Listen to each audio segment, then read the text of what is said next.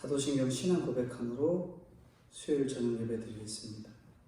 전능하사 천지를 만드신 하나님 아버지를 내가 믿사오며 그 외아들 우리 주 예수 그리스도를 믿사오니 이는 성령으로 잉태하사 동정녀 마리아에게 나시고 본디오 빌라도에게 고난을 받으사 십자가에 못 박혀 죽으시고 장사한 지 사흘 만에 죽은 자 가운데서 다시 살아나시며 하늘에 오르사 전능하신 하나님 우편에 앉아 계시다가 저리로서 산자와 죽은 자를 심판하러 오시리라. 성령을 믿사오며 거룩한 공회와 성도가 서로 교통하는 것과 죄를 사하여 주시는 것과 몸이 다시 사는 것과 영원히 사는 것을 믿사옵나이다. 아멘. 기도하겠습니다. 거룩하신 주님, 은혜와 사랑을 진심으로 감사합니다.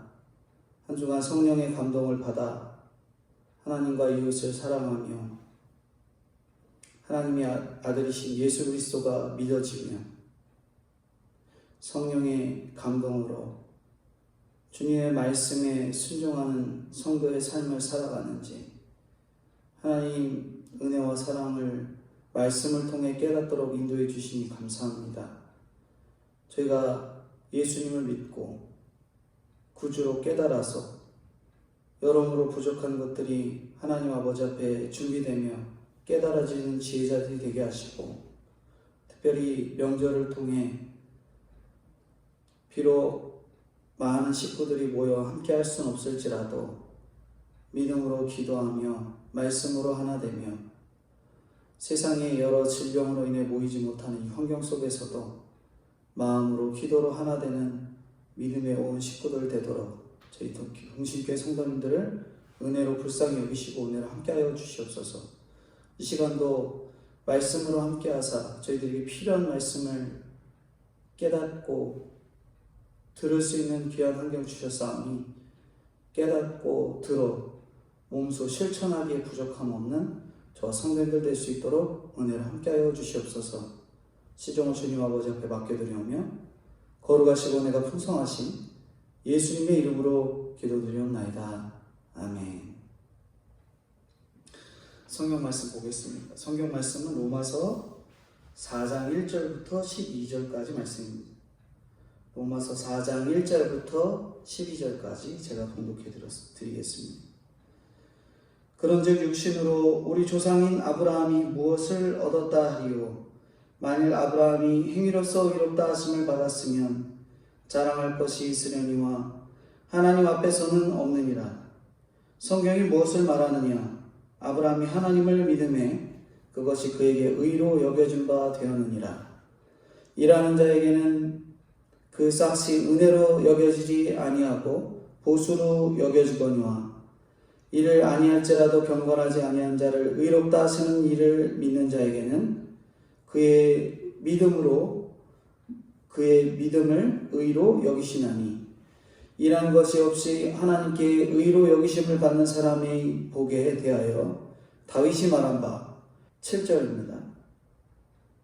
불법이 사함을 받고 죄가 가려짐을 받는 사람들은 복이 있고 주께서 그 죄를 인정하지 아니하실 사람은 복이 있도다 함과 같으니라.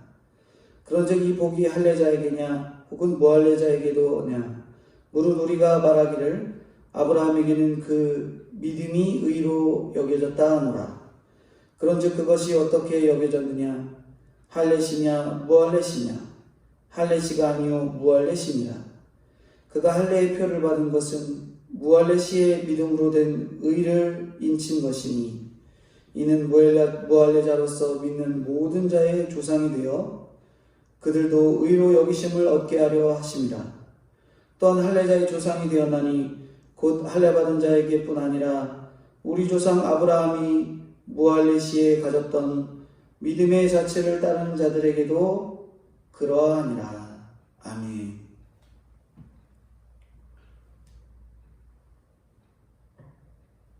오늘 로마서 4장 1절부터 12절까지 행복의 비밀에 대해서 말씀합니다. 오늘 이 시대에 우리에게는 어떤 일이 있으면 행복해 하실 것 같으십니까? 지금 당장은 뭐 코로나가 없어지면 당장에 또 백신이 개발되면 굉장히 행복할 것 같기도 한데요. 부모를 키우는 입장에서는 자녀가 다른 아이들보다 뛰어난 지능이나 인정을 받으면 정말 행복해 하지 않을까요? 당장 올 겨울에 수능 시험을 봐서 내 자녀가 만점을 받으면 행복해 하실 것 같으십니까? 집안의 배우자나 금전을 담당하는 가장이 승진을 하고 월급을 많이 받게 되면, 그리고 혹은 로또를 사서 1등에 당첨되면, 그리고 내가 갖고 있던 빚들이 다 청산이 되면 진짜 행복할 것 같으십니까? 혹은 다른 쪽으로 생각해서 세상적으로 사람들이 부러워할 만한 외모를 갖고 있다면 더 바랄 것 없이 행복해 하실 것 같으신가요? 2008년도 12월 달에 뉴스에 엄청난 이슈가 되었던 인물이 있습니다. 조두순이라고 술을 먹고 8살 아이를 성폭행하고 상해를 입힌 사건인데, 이게 요즘 다시 이슈가 됐어요. 왜냐하면 올해 2020년 12월 달에 그 사람이 출소하거든요. 출소. 근데 그 사건을 경험한 아이가 20살입니다. 20살. 근데 이런 어려움을 겪은 사람을 생각하면 우리가 행복에 대해서 말하려고 하면 참 미안해지는 부분이 참 많이 있습니다. 그러나 다른 한편으로는 이 세상이 끊임없이 불행과 슬픔과 눈물이 있는 곳이기 때문에 우리가 행복을 이야기할 필요가 있다라고 여겨집니다. 언제 어떻게 될지 모르는 세상에서 우리는 자녀들에게 진짜 참 행복을 가르쳐야 되는 거죠. 그것이 장래를 예비하는 길입니다. 아이들뿐 아니라 우리도 참 행복이 무엇인지 깨닫고 준비를 해야 돼요. 오늘 본문에서 사도 바울은 사람의 행복이 어디 있는지 우리에게 몇 가지로 가르쳐주고 있습니다. 첫 번째로 사람의 행복의 비밀, 첫 번째는 자랑할 것이 없으나 자랑할 것이 넘치는 행복입니다. 자랑할 게 없는데 자랑할 게 참으로 많은 넘치는 행복이라는 거예요. 이게 무슨 말인가? 1절, 2절인데 그런즉 육신으로 우리 조상인 아브라함이 무엇을 얻었다 하리요? 만일 아브라함이 행위로서 의롭다 하심을 받았으면 자랑할 것이 있으려니와 하나님 앞에서는 없느니라. 성경이 무엇을 말하느냐? 아브라함이 하나님을 믿음에 그것이 그에게 의로 여겨진 바 되었느니라. 제가 3절까지 읽었는데 1절, 2절을 보면 바울이 인간의 참 행복을 설명하면서 예를 든 사람이 누구냐면 바로 아브라함입니다. 아브라함. 유대인들에게 아브라함은 우리나라로 말하면 마치 이순신 장군과 같은 사람이에요. 모두가 대단하게 생각하는 위인입니다. 또 6절에 비슷한 예로 다윗이 있는데 다윗이 말 안 봐 하면서 6절에 다윗을 언급하거든요. 다윗은 우리나라로 치면 정말 세종대왕 같은 성군입니다. 그런데 이들이 육신으로는 얻은 게 없다 이렇게 말하는 거예요. 불법과 죄가 있다는 것이 이 불법과 죄가 있다는 거예요. 1절에 육신은 영어로 플래시인데 내적인 것, 영적인 것을 가리키는 스피릿, 그것과는 반대되는 개념입니다. 아브라함도 육신으로 말미암아서는 얻은 것도 자랑할 것도 없다라는 거예요. 육신으로 얻은 것 아무것도 자랑할 것이 없다. 우리의 행위로는 믿음을 지킬 수 없는 거거든요. 아브라함 역시 행위로는 자랑할 것이 없었습니다. 저희들 너무나 잘 알잖아요. 창세기 12장 1절에 보면 하나님은 아브라함에게 너는 너의 고향과 친척과 아버지의 집을 떠나 내가 네게 보여줄 땅으로 가라 명령하잖아요. 창세기 12장 1절에. 그러나 아브라함은 아버지 데라와 자기의 조카인 롯을 데리고 떠납니다. 친척과 아비 집을 떠나지 못한 거예요. 하란에 머물다가 아버지가 죽었는데도 여전히 자기 조카인 롯을 포기하지 못하죠. 세겜에서는 예배라도 잘 드렸는데 또 막상 기근이 드니까 가나안 벗어나서 애굽 땅으로 향하죠. 또 거기서 치사하게 아내를 누이라고 말합니다. 뿐만 아니라 상속자를 기다리는 아브라함에게 하나님이 내 몸에서 날 자가 약속의 자손이라고 말씀을 가르쳐 주셨는데 뭐 한 거예요? 멋대로 여종이었던 하갈과 동침해서 이스마엘을 낳습니다.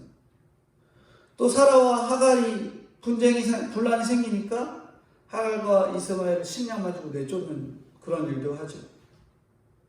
아브라함의 이 행적을 자세히 하나하나 잘 살펴보면 다 죄가 어마어마하고 걸리는 일들이 많이 있습니다.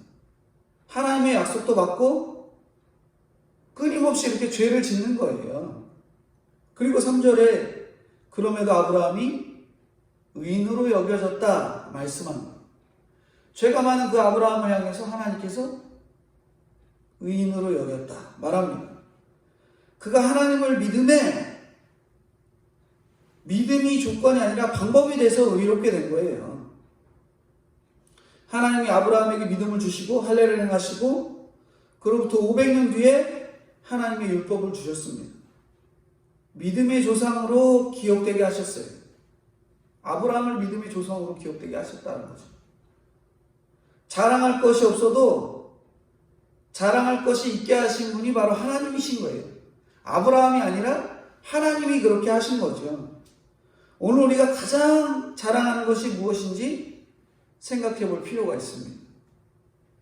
내 환경, 내 자녀, 내 부모, 내 배우자, 내 물질, 이런 것들, 내 육신, 이런 것들이 자랑거리가 되고 있지 않은지. 우리가 육체적인 자랑을 하면서 하나님을 알게 된 사건이나 말씀에 대해서는 자랑하지 않는 경우가 허다하잖아요. 나의 나약함을 아시는 주님께서 나를 이렇게 인도하셨다는 것이 나의 최고의 자랑거리이고 나의 최고의 행복임을 우리가 아셔야 합니다. 그게 바로 행복의 비밀이에요. 이러한 환경, 어려운 환경, 정말 힘들고 고생스러운 그 환경, 그 가운데서도 내가 주님을 알게 되었다라는 그 사실을 깨닫고 그 환경이 최고의 환경이라는 것을 아는 자가 진짜 행복한 사람이라는 거죠. 두 번째 행복의 비밀은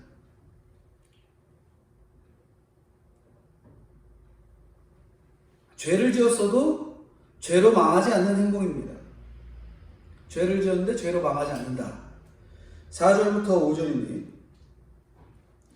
일하는 자에게는 그 삭시 은혜로 여겨지지 아니하고 보수로 여겨지거니와 이를 아니할지라도 경건하지 아니한 자를 의롭다 하시는 이를 믿는 자에게는 그의 믿음을 의로 여기시나니. 일에서 받은 삭은 자기가 일한 대까지 선물이 아닌 거예요. 근데 일을 안 했는데 싹을 주면은 놀라운 일이죠. 우리가 월급을 올려줘도 너무 감사한데 일을 안 해도 월급 준다고 하면 얼마나 감사하겠어요? 세상적으로 잘 넘어가는 사람들을 쿨한 사람이다. 저 사람 쿨해.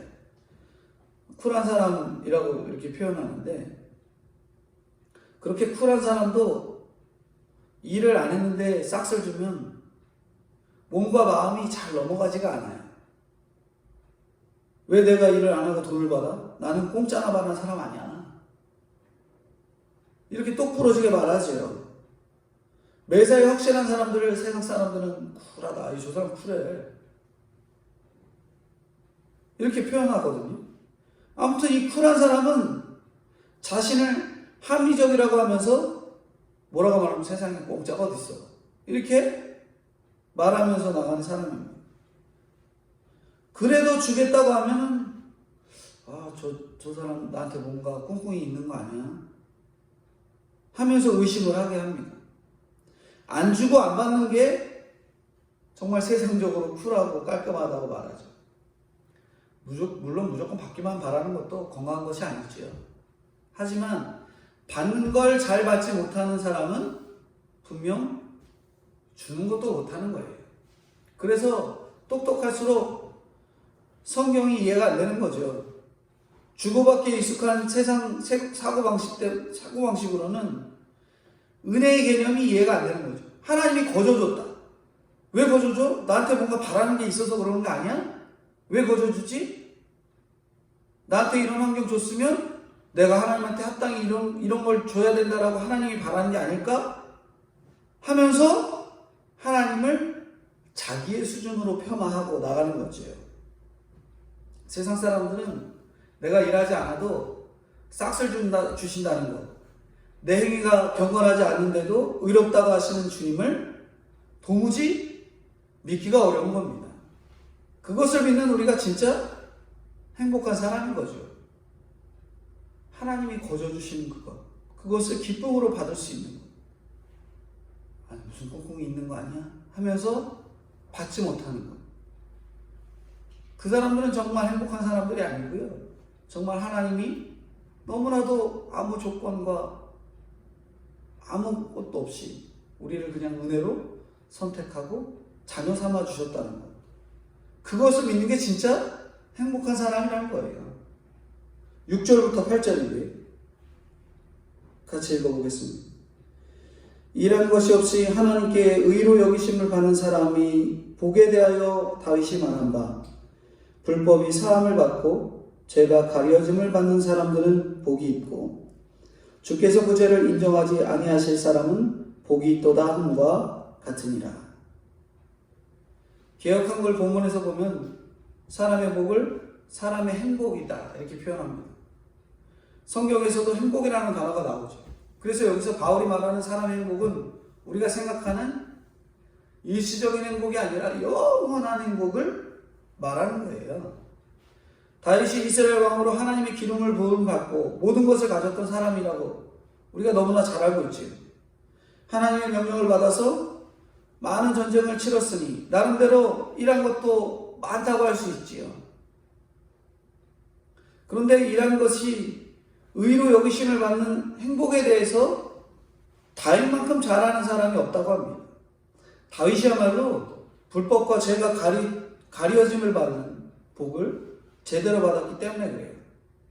세상의 그러한 행복은 돈과 권력과 승리와 쾌락과 명예이지만 다윗은 그것이 참 행복이라는 것을 알게 된 거예요. 어떻게 알게 되었냐? 자기가 죄를 통해서 깨달은 거죠. 다윗이 자신이 가진 모든 권력을 동원해서 부하의 아내였던 밧세바를 범하고 죄가 드러날까봐 두려워서 밧세바의 남편이 우리아를 함정인 가장 위험한 전장에 내보내서 죽게 만들고 왕이 가진 힘을 통해서 거짓말과 간음과 살인을 그야말로 하나로 해버린 그런 인물이 바로 다윗이지요. 그러고는 자기 죄가 덮어지길 바랬어요. 그랬더니 하나님께서 혼자 스스로 잊어버리려고 하는 그 다윗에게 하나님의 선지자 나단 선지자를 보내서 그에게 죄를 깨닫게 하십니다. 다윗은 왕이었고 대단한 용장이었고 세상적으로 보면 사울에게 엄청난 아름다운 음악을 선물한 음악가였고 시인이었고 눈이 붉고 용모가 뛰어난 사람이었습니다. 그러나 다윗의 가장 위대한 점은 그런 외모, 용장, 실력 이게 아니라 가장 뛰어난 점은 자기가 죄인이라는 것을 깨달았다라는 것이 가장 큰 핵심입니다. 자신이 연약함과 죄성을 인정하고 스스로 절망하기도 했고요. 하나님만이 자기 자신의 죄를 사하고 가리우시는 분임을 다윗 스스로가 깨달았던 거예요. 죄가 가려짐을 받는다라는 그 뜻은 무슨 뜻이냐면 내가 내 죄를 인정하고 고백하고 토설하게 되면 그 죄로 인한 심판은 받지 않는다라는 거예요. 간음과 거짓말과 살인이라는 더럽고 추악한 자신의 죄가 가려짐을 받게 되니 다윗은 더 이상 자랑할 게 없는 거예요. 내 죄가 너무나 높았는데 그 죄를 하나님께서 모조리 사해 주신 그 놀라운 은혜들을 경험하니 내가 어마어마한 죄를 지었어도 이 죄 사해 주신 그 놀라운 주님의 은혜 말고는 자랑할 것이 아무것도 없다 라는 것을 깨달은 거죠. 바울 사도처럼 자신이 모든 세상의 것을 배설물로 여김을 했다라는 그런 내용이 있잖아요. 배설물임을 인정했던 거예요. 그러나 엄청난 자랑거리를 가지게 되었어요. 그가 받는 의는 하늘 문을 여는 열쇠이기 때문에 그렇습니다. 그래서 다윗은 시편의 수많은 노래를 통해서 자기의 연약함을 낱낱이 다 고백합니다. 그런 다윗의 간절한 회개가 수천 년 동안 우리에게 은혜를 끼치고 사람의 행복이 바로 여기 있다라는 거죠. 왕으로서 수치가 드러나고 그것을 인정하는 것은 다윗에게 어찌 보면 죽기보다 힘든 일이었지만 이 땅에서 그 지옥의 아픔을 겪는 것이 축복인 것이 다윗에겐 그것이 진짜 축복입니다. 진짜 지옥에 안 가도록 막으시는 하나님의 사랑이 진짜 축복인 거죠. 무서운 전염병에 안 걸리기 위해서 예방주사를 맞는 것처럼 망하고 병들고 아파서 내 죄를 깨달을 수만 있다면 그래서 주님을 만나고 하나님께 의로 여기심을 받는다면 그보다 큰 복은 없는 거예요. 하나님께 의로 여기심을 받는다는 자의 행복은 경험해보지 않으면 모릅니다. 세상지휘로는 나와 가까이 할 수 없는 분이 나와 교제해 준다면 얼마나 기분이 좋겠어요. 하나님의 무엇이든지 하실 수 있는 그분이 아무 대가 없이 나의 허물을 덮어주고 문제까지 해결해 주시니 우리가 얼마나 행복하고 얼마나 든든해요. 예를 들면 내가 사형에 처하는 죄를 지었습니다. 후회해도 소용없고 돈으로도 해결할 수 없는 죄를 지은 거예요. 이 죄 때문에 가족과 다른 사람들까지도 고통을 겪습니다. 그런데 대통령이 내 죄를 사면해 준다면, 사면장 내려준다면 그 사면장 하나로 사형 선고가 철회되고 모든 문제가 해결된다면 우리 어떤 마음이 드시겠어요? 사면장이 필요 없다고 나는 그냥 사형 받겠다고 죽겠다고 하시겠어요? 그렇다면 그 사람은 자신의 죄 때문에 죽는 게 아닙니다. 사면장이 왔음에도 그것을 거절했기 때문에 죽는 거죠. 우리가 다 경건하지 못한 사람이잖아요. 모두가 죄인입니다. 로마서에서의 이 말씀은 계속 죄임을 깨달아야 돼요. 하나님의 그 은혜, 죄인임을 알면서도 그 은혜들을 하나님께서 나에게 은혜를 베푸시고 성도로 불러주신 그 은혜, 그걸 계속 기억하게 하십니다. 우리는 우리의 죄 때문에 죽는 것이 아니에요. 그 죽음을 피할 사면장이 나에게 왔는데도 거절했기 때문에 죽는 겁니다. 날마다 길을 알려줘도 당신이 무슨 이야기 하려고 하는지 내가 다 알아. 한 번만 이야기하면 100번이야 100번. 내가 절대 예수 믿을 일 없으니까 그만 얘기하라고 하면서 나와는 상관없다고 거절하고 있지 않는지 우리가 생각해 보셔야 됩니다. 오늘도 거절하고 있지 않습니까? 무슨 예배야? 무슨 수요일이야? 사람의 행복은 죄를 안 짓는 것이 아니라 죄가 있어도 가려짐을 받는 것이라고 했습니다. 그렇게 우리가 하나님께 우리 죄를 거저 가리움 받게 된다면 우리가 남의 죄도 가려줄 수 있어야 되는 거예요. 내가 그 큰 죄를 다 가림받았는데 다른 사람 것까지 굳이 다 들춰내가면서 쟤는 뭐 줬네, 쟤는 뭐 줬네, 얘는 뭐 했네, 쟤는 뭐 했네. 그럴 수가 없는 거죠. 근데 우리는 남의 죄 드러내는 거 얼마나 좋아해요, 안 좋아해요? 너무나 좋아하잖아요. 저 사람은 뭐 했다더라, 쟤는 뭐 했다더라. 뉴스 기사 보면, 연예 뉴스 기사 보면 얘는 뭐 했다더라, 쟤는 뭐 했다더라. 그런 얘기 나오면 즐거워하고 정의의 칼이 막 드러나서 쟤는 왜 저러니, 나는 저런 거 하지도 않는데, 남을 정죄하고 죄를 파헤치고 어떻게든 그 죄를 널리 아는 것을 사명으로 알고 살아가는 저입니다. 그러면서 내 죄는 가려지기를 바라는 것이 우리의 본성이라는 거예요. 남의 죄는 민감하고 내 죄는 둔감하고, 내 죄는 덮어두고 남의 죄는 밝혀야 하는 거예요. 혹은 내 죄가 드러나더라도 남의 죄가 먼저 드러난다, 다음이어야 된다라고 생각하는 거예요. 이게 바로 우리의 완악함이지요. 우리는 거꾸로 내 자신을 드러내는 것은 성령의 역사가 아니고는 안 되는 거예요. 저 사람 말고 내가 더 큰 죄인이다 라고 말하는 것이 성령의 역사 아니고는 안 된다는 겁니다. 주일날도 말씀드렸잖아요. 성령이 아니고는 도저히 불가능해요. 죄가 깨달아지는 게 불가능합니다. 남의 죄는 보여주는데 내 죄는 보이지 않는 거죠. 나는 내 죄 이야기만 하면 됩니다. 내 죄 얘기만 하면 돼요. 저도 내 죄 얘기만 하면 돼요. 성령님의 인도하심이 있기까지 기도하며 기다려야 하는 것입니다. 개인적으로 상대의 죄를 알게 되었다 하더라도 본인의 죄를 회개하면서 드러낼 때까지 잘 덮어주고 감싸주고 가려주는 마음이 오늘날 성도에게 필요한 거죠. 내 죄를 보면 그 사람을 안타깝게 여기고 그 사람이 기도해주고 그 기도를 통해서 그 사람이 자신의 죄를 회개하고 자복하게 되는 거예요. 그러니까 먼저 남의 죄 보려고 하지 마세요. 내 죄 먼저 봐야 됩니다. 내가 누구를 정죄하려 했는지, 내 믿음이 이런데 네 믿음은 왜 이거밖에 안 되니 정죄하는지, 우리의 상태를 먼저 살필 수 있는 것이 진정한 행복의 비결 가운데 하나라는 거죠. 죄를 지었어도 내 죄로 망하지 않는 행복을 얻게 되는 것입니다. 마지막 세 번째, 믿음으로 성도들과 천성에 가는 길을 함께 걷는 행복입니다. 다시 읽어드리겠습니다. 믿음의 성도들과 천성을 가는 길을 함께 걷는 행복. 9절부터 12절인데 제가 읽어드리겠습니다. 그런즉 이 복이 할례자에게냐 혹은 무할례자에게도냐, 무릇 우리가 말하기를 아브라함에게는 그 믿음이 의로 여겨졌다 하노라. 그런즉 그것이 어떻게 여겨졌느냐, 할례시냐 무할례시냐, 할례시가 아니요 무할례시니라. 그가 할례의 표를 받은 것은 무할례시의 믿음으로 된 의를 인친 것이니, 이는 무할례자로서 믿는 모든 자의 조상이 되어 그들도 의로 여기심을 얻게 하려 하심이라.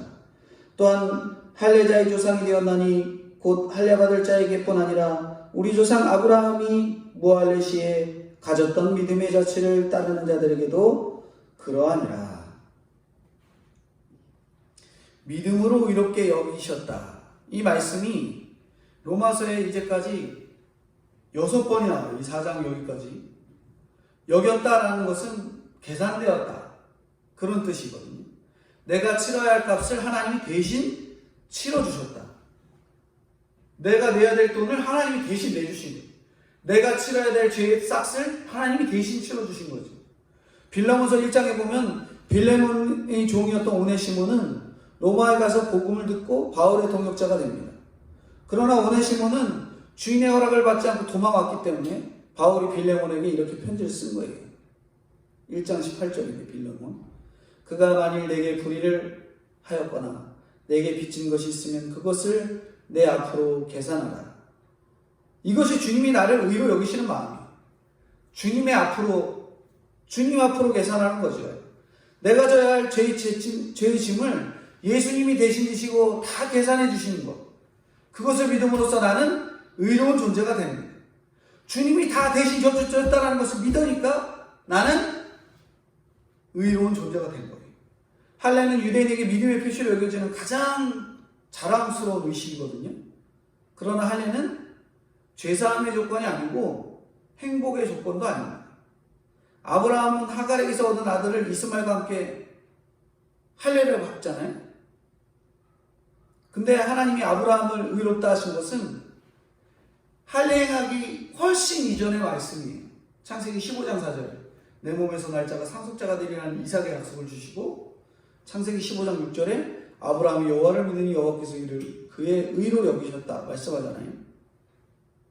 아브라함은 할례자의 조상도 되고 무할례자의 조상도 되는 것입니다.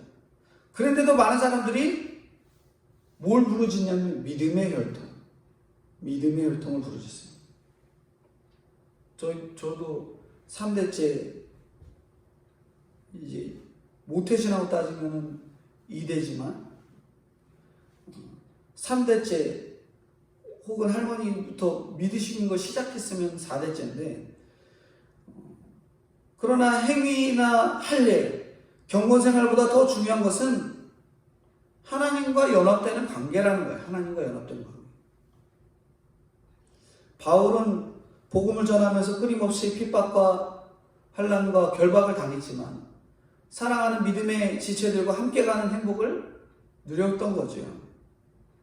천국 가는 여전히 아무리 험난해도 좋은 믿음의 동역자와 함께라면, 천국 가는 길을 그렇게 믿음의 동역자와 함께라면 행복할 수 있는 거예요.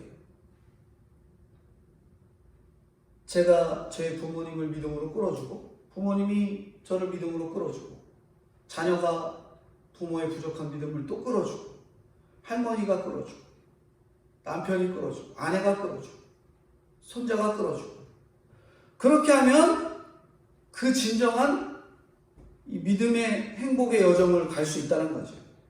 나의 불법을 사하시고 죄를 가리우신 것을 함께 증거하고 격려하고 갈 그런 믿음의 동역자가 있다면 삶의 모든 순간들을 행복으로 빛나게 될 것을 믿고, 우리가 가족들, 믿음의 가족들, 그들이 나에게 빛나는 동역자가 되기 위해서 내가 먼저 그를 위해 기도해서 그들을 이끌어내고, 그들이 또 믿음으로 자라서 그들이 나를 또 이끌어내는 진정한 믿음의 동역자들 간에 끌어주는, 함께 걷는 행복을 누릴 수 있는 저와 성도님들이 되어야 될 것들을 말하는 거죠. 오늘 3가지 행복의 비밀에 대해서 배웠습니다. 자랑할 것이 없지만 자랑할 것이 넘치는 행복. 나는 죄인이지만 죄인이 나를 구원해 주시는 그 은혜들을 깨달으니 너무나도 행복한 그 행복을 증거하는 행복. 2번째, 죄를 지었어도 죄로 망하지 않는 행복. 마지막 3번째, 믿음의 성도들과 함께 걷는 행복. 이 행복을 기쁨으로 누리시며 나아가시는 저와 성도님들이 되어야 될 것들을 말씀하고 있습니다. 기도하겠습니다. 주님 감사합니다. 오늘 이 시대에도 목숨을 걸 만큼 갖고 싶은 행복을 위해서 세상 이곳저곳을 돌아다니며 그렇게 살아가는 저희지만, 진짜 행복을 주시는 분이 여호와 하나님이심을 깨닫는 은혜를 허락해 주신 주님, 진심으로 감사합니다. 나는 자랑할 것 없는 사람이지만 오직 자랑할 것이 있게 하시는 분도 주님이시니 그 주님을 따르고 믿는 일을 게을리하지 않는 저희들이 되게 하여 주옵소서. 아브라함도 육신으로 얻는 것이 없다고 성경이 말씀합니다. 우리는 날마다 육신의 잘남을 자랑합니다. 불쌍히 여기시고 구원의 근거가 나의 잘난 것에 있는 것처럼 착각하는 저희를 불쌍히 여겨 주옵소서.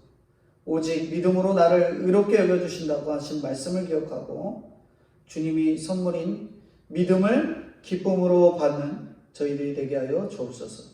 내 힘으로 할 수 없다는 것을 알고 내 자신을 인정하고 주님 앞에 고백하며 나아가기를 원하오니 주님 불쌍히 여겨주시고 자녀를 주님의 가치관대로 키우고 진정한 행복을 보이는 부모가 되게 하여 주옵소서. 행복을 찾는 길이 하나님 말씀에 달려있다는 것을 깨닫고 가르치는 저희들이 되게 하시고, 남의 죄는 드러나기 원하고 내 죄는 숨기기 급한 저희의 사악함을 하나님 아버지 앞에 회개하오니 불쌍히 여겨 주옵소서. 성령의 역사로 모든 죄와 고통이 가리우심을 받고 서로를 가려주는 저와 동신교회 성도님들이 되게 하시고, 우리가 영적인 동역자가 되어 모두 참된 행복의 주인이 될 수 있도록 주님 은혜를 함께하여 주옵소서. 특별히 코로나 바이러스가 종식되도록 주여 도와주시고, 백신이 개발되어 세상의 질병이 아닌 하나님을 두려워하는 주님을 아는 자들이 되게 하여 주옵소서. 차별금지법, 납폐용법이 제정되지 않도록 도와주시고, 이러한 법들이 제정되므로 창조의 질서를 벗어나고 생명의 귀중함을 잃어 사람의 도리를 잃지 않도록 주님 지혜와 명철로 함께하여 주시고 그러한 법들이 제정되지 않도록 주님 불쌍히 여겨 주옵소서. 예수 그리스도의 이름으로 기도 올려옵나이다. 아멘. 광고 말씀드립니다. 오늘부터 추석 연휴인데 추석 연휴 잘 보내시고 오늘 이 시대의 기독교가 코로나 바이러스의 시발점이 아닌 이 종식점이 되도록 생활 방역과 믿음의 방역에 열심 내시는 저와 성도님들이 다 되어야 되겠습니다. 주님 가르쳐 주신 기도로 예배 마치겠습니다. 하늘에 계신 우리 아버지여, 이름이 거룩히 여김을 받으시오며 나라의 임하옵시며 뜻이 하늘에서 이루어진 것 같이 땅에서도 이루어지이다. 오늘날 우리에게 일용할 양식을 주옵시고 우리가 우리에게 죄 지은 자를 사하여 준 것 같이 우리 죄를 사하여 주옵시고 우리를 시험에 들게 하지 마옵시고 다만 악에서 구하옵소서. 대개 나라와 권세와 영광이 아버지께 영원히 있사옵나이다. 아멘.